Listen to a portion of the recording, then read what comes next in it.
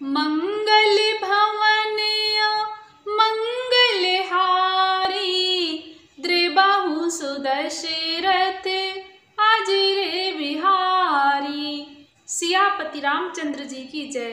नमस्कार, मैं राजेश्वरी सिंह तुलसीकृत रामचरितमानस चैनल में आप सभी का हार्दिक स्वागत है।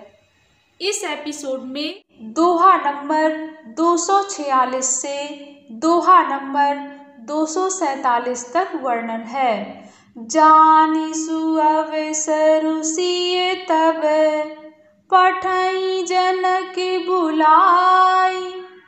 चतुर सखी सुंदर सकल, सादर चली लवाई। मंगल भवन मंगलहारी, द्रिबाहु सुदशरथ अजर बिहारी। तुलसीदास जी कहते हैं, तब सुअवसर जानकर जनक जी ने सीता जी को बुला भेजा।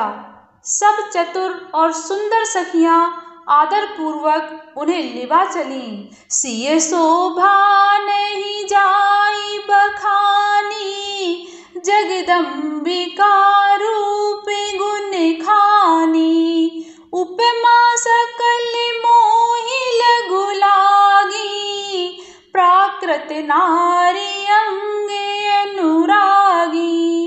तुलसीदास जी कहते हैं, रूप और गुणों की खान जगत जननी जानकी जी की शोभा का वर्णन नहीं हो सकता। उनके लिए मुझे काव्य की सब उपमाएं तुच्छ लगती हैं, क्योंकि वे लौकिक स्त्रियों के अंगों से अनुराग रखने वाली हैं, अर्थात वे जगत की स्त्रियों के अंगों को दी जाती है। काव्य की उपमाएं सब त्रिगुणात्मक मायिक जगत से ली गई हैं। उन्हें भगवान की स्वरूपा शक्ति श्री जानकी जी के अप्राकृत चिन्मय अंगों के लिए प्रयुक्त करना, उनका अपमान करना और अपने को उपहासपद बनाना है। सिय परनीतेई उपमा देई, कुकबि कहाई अजसु को लेई। जो पट तरई तिय समसिया, जग अस जुबति कहाँ कमनिया। तुलसीदास जी कहते हैं, सीता जी के वर्णन में उन्हीं उपमाओं को देकर कौन कुकवि कहलाए और अपयश का भागी बने, अर्थात सीता जी के लिए उन उपमाओं का प्रयोग करना सुकवि के पद से च्युत होना और अपकीर्ति मोल लेना है। कोई भी सुकवि ऐसी नादानी एवं अनुचित कार्य नहीं करेगा। यदि किसी स्त्री के साथ सीता जी की तुलना की जाए तो जगत में ऐसी सुंदर युवती है ही कहाँ जिसकी उपमा उन्हें दी जाए। गिरा मुखर तन अरध भवानी, रति अति दुखित अतनुपति जानी।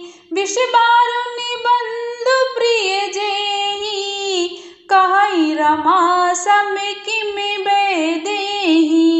तुलसीदास जी कहते हैं, पृथ्वी की स्त्रियों की तो बात ही क्या, देवताओं की स्त्रियों को भी यदि देखा जाए जो हमारी अपेक्षा कहीं अधिक दिव्य और सुंदर हैं, तो उनमें सरस्वती जी तो बहुत बोलने वाली हैं।